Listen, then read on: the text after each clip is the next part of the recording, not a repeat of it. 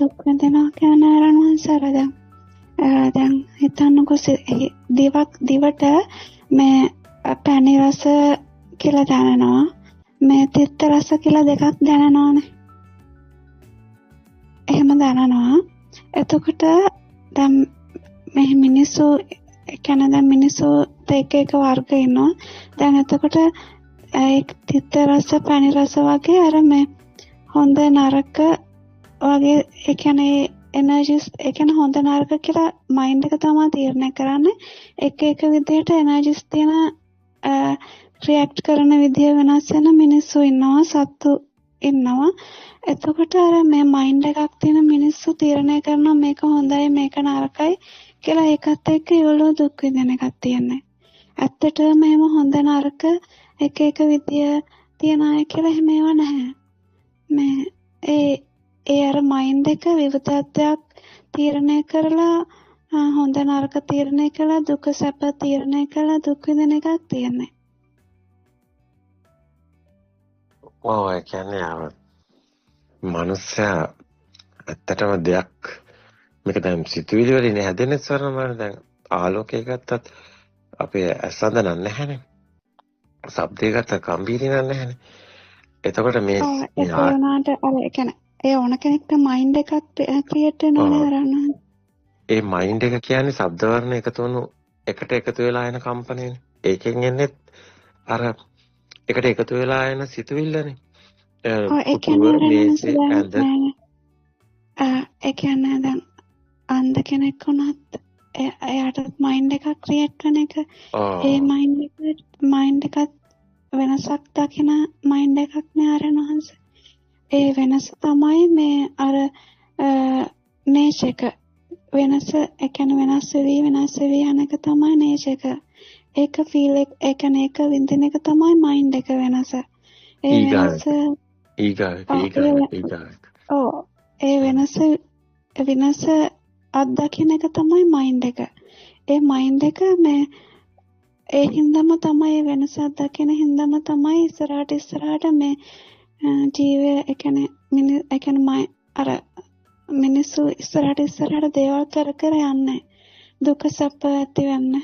ඒකම තමයි සාසව බලය නේද? අර සංඥා විපරිණාමය ඊගාව එක වෙනස් අලුත් එකක් එනවා. තව එකක් ඕනේ. මේක ඊට වැඩි වෙනස් එකක් ඕනේ. මීට වැඩි දැන් දවල් කාපේක රැට කන්න බෑ. නැත්තම් දුකයි සතුටයි මේ ඒක නැතුනොත් දුකයි. ඒක ලැබුණොත් සතුටුයි. ඇතිවීම නැතිවීම දුක. ඒක තමයි එහෙම වෙන්නේ.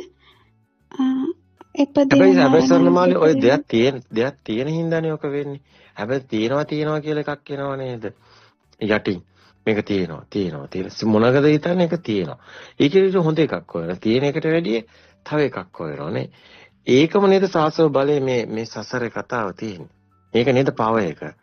ජෙනරේට් වෙන්නේ අර තල්ලු කරනවා වගේ බඹරේ ඊගාවට යන්න ඕනි වගේ. ඒක බලයක් නේද ඒක. ඒක නේද අපේ අතුලාන්තයෙන් තියෙන ආත්මීය ගින්න. එහෙම ආරණවංශ මේක එහෙම වුණාට මේ හිත අවබෝධ කරාට පස්සේ මයින්ඩ් එක කතාවක් නැහැ.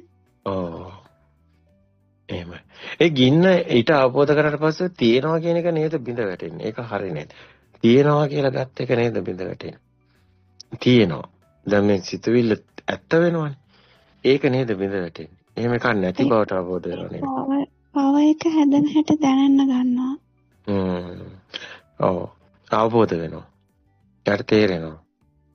ඒ අවබෝධයත් එක්ක පව එක හැදෙන එක දැනන එක එන්නේ. හරියට හරි. ඒ කියන්නේ ඒක තමයි මේකට හේතු වෙන්නේ. මේකෙන් මිදෙන්න. සිස්ටම් එක පේනවා. පේනට පස්සේ අර මැජික් වෙන හැටි පේනවා වගේ ඊට පස්සේ මැජික් නැති වෙනවා වගේ නේ. ඊට පස්සේ ඒක ඇත්ත වෙන්නේ නැහැ. ඒකට ගිනි ගන්න. හැබැයි සිස්ටම් එක දුවනවා මේක තේරුණත්. එයාට පේනවා ඇහෙනවා. සිතුවිලිත් ඒ විදිහට එනවා. සාමාන්‍ය ජීවත් වෙනවා. හැබැයි අර ගින්න එන්නේ නැහැ නේද? ලොකුවට ඕන ඊගාවෙක හොයන බලේ නැති වෙනව නේද? ඒක නේද නිදහස වෙන්නේ සැනසීම. ඒ කියන්නේ දැන් මේ හිත අවබෝධ වුණාම ඒ කියන්නේ මනුස්සයට හිත කියන එක ගැන ලොකු අදහසක් නැහැනේ. හිතන්නේ මම ඇති කරන්නේ. මම කියලා වෙන් කරගන්න. ඒක නැති වුණාම මේ හරි කියන්නේ අනිත් අයගේ හිතෙන් ලෝකෙ දකින්න පුළුවන්. අන්න ඒ වගේ වෙනවා. අනිත් අයගේ හිත Tamanට දැනෙන්න ගන්නවා. එතකොට Taman නැතුව Taman නැතුව දකින්න විදිය එයාට පේන විදිය ඒ කියන්නේ එක හිතවලට ඇටච් වෙලා බලන්න පුළුවන්. අන්න ඒ වගේ. ඒක ඇත්තටම වෙන්නේ දැන් Tamanට කියලා ලොකු මේකක් තිබුණොත් අනිත් එක්කෙනාගේ පේන්නේ Tamanගේ කෝණයෙන් තමයි පේන්නේ.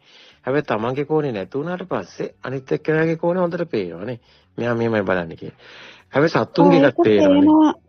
පේනවා විතරක් මේ ආරණවංශ ඒක දැනෙනවා. ඒක විඳිනවා. වගේ වෙනවා.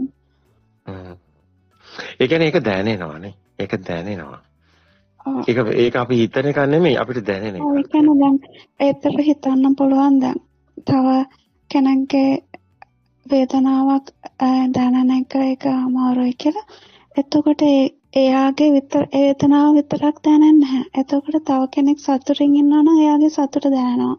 එතකොට සතුගේ සතුටේ නිදහස් ඒව දැනෙනවා. එතකොට ඔක්කොම එකට දැනෙනකොට ඔක්කොම එකම මොහොතේ එකම විදියට දැනෙනකොට එක මයින්ඩ් එක තියෙන දුකක් වෙනම දැනෙන්නේ නැහැ. එතකොට හැම සත්තුන්ගෙම හැම මයින්ඩ් එකම සතුට දුක එකට දැනෙනකොට දුකකුත් නැහැ සතුටකුත් නැති නිමිච්ච ස්වභාවයක් තමයි දැනෙන්නේ. ඒ කියන්නේ තමන්ගේ ඇතුළාන්තයෙන් තමන් මේ විඳවන ස්වභාවයක් නෙමෙයි අර ඔක්කොම දැනෙනවා අර විදියටම හැම දෙයක්ම. හැබැයි ආරණ්‍යංශ දැන් හිතන්නකෝ එක කෙනෙක් ඉන්නවා කියලා. ඒ කෙනා හරිම දුකෙන් ඉන්නවා නම් එයාගේ මයින්ඩ් එකෙන් එයාගේ දුක දැනෙනවා. එයා විඳින දුක ඒක අපහසුවක් කියලා දැන් තව කෙනෙක් එහෙම කියනකොට ඒක හිතනවා මෙයාට අනිත් කෙනාගේ දුක දැනෙනවා නම් මෙයා දුකෙන් නේද කියලා. ඒ අනිත් කෙනාගේ දුක දැනෙන වෙලාවෙම තව කෙනෙක්ගේ සතුටත් නිදහසක් දැනෙනවා.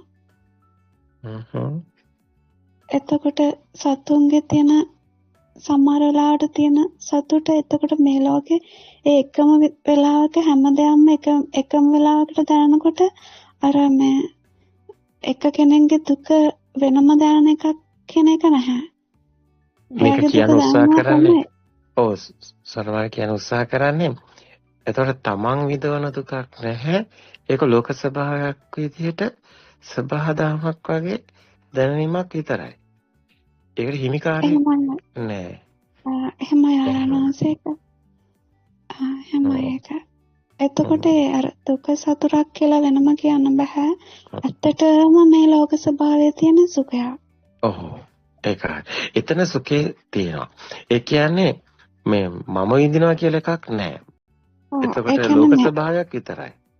ඒ ලෝක ස්වභාවය දුකක් නෙමෙයි. ඒ ලෝක ස්වභාවයේ තියෙන සුඛය. ඒ වුණාට මයින්ඩ් වල තියෙන දුක සතුට දැනනවා.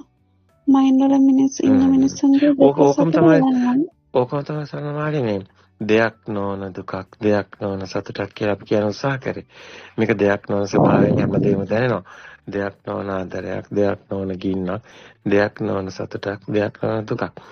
ඇත්තටම මේ සරණමාලි එතකොට ස්වභාවධර්ම වගේ නේද? ඒ කියන්නේ දැනෙන ස්වභාවයක් ඔක්කොම දැනෙනවා. දැන් සබාදාම ඒ කියන්නේ දුකක් නෙමෙයි. සබාදාම කියන්නේ සුඛයක්. සුඛ ස්වභාවයක් තියන්නේ. ඒ වුණාට මිනිස්සු මයින්ඩ් එකෙන් දුක විඳිනවා. ඒක තමයි තියෙන්නේ. මිනිස්සු මේ අවබෝධය නැතුව මිනිස්සුන්ට ඒක ඇත්ත තේරෙන්නේ නැති නිසා මිනිස්සු ඔක්කොම මේ ඇත්ත කරගෙන තමුණුත් ඇත්ත කරගෙන මම විඳිනවා කියලා එයා හදා ගන්නවානේ. ඒ කියන්නේ එතන අර එයාට ඒක අවබෝධයක් නැතිකමට ඒකේ එයා විඳවනවා ඔක්කොම. ඇත්තම වෙන්නේ ඒක විඳවන කෙනෙක් ඉන්නවා ඊට පස්සේ. එයා ඊට පස්සේ ඔක්කොම මම කරගෙන ඉන්නවා. දැන් මෙතන ඒතම් මම ඒසෝංශ මේසෝ අත්තා කියලා බුදුන් වහන්සේ දේශනා කරනවා. මේ ලෝකේ ඇත්ත කරගත්ත කෙනාට, රැවටුණු කෙනාට එයා විඳවනවා කියලා. හැබැයි නේතම්මම නේසෝවසි නමේසවත්ත කියන්නේ විඳවන කෙනා නැති වෙනවා. දුක නැති වෙනව නෙමෙයි, දුක් විඳින කෙනා නැති වෙනවා. ඒ නේතම්මම නේසෝ හමස් නමේසවත්ත. ඒතර මම මගේ ආත්මය කියලා එහෙම මුකුත් හම්බ වෙන්නේ නැහැ. නේතන් කියන්නේ හම්බ වෙන්නේ නැහැ කියන එකයි. හැබැයි එතකොට දුක් විඳින කෙනා නැහැ. හැබැයි සාමාන්‍ය විදිහට අර හැමදේම යාට සාමාන්‍ය විදිහට සිස්ටම් එක යාට පේනවා. දර සබදාම වගේ ඒක ඔක්කොම දැනෙනවා. හැබැයි එයාට සුඛයක් ඇතුලේ තියෙන්නේ. එයා එකකටවත් ඇත්තටම බැලුවොත් එහෙම කෙනෙක් විඳවන එකක් නැහැ. ඒකම තමයි සබදාම බවට පත් වෙනවා කියලා ඔය කතාවේ තියෙන්නේ.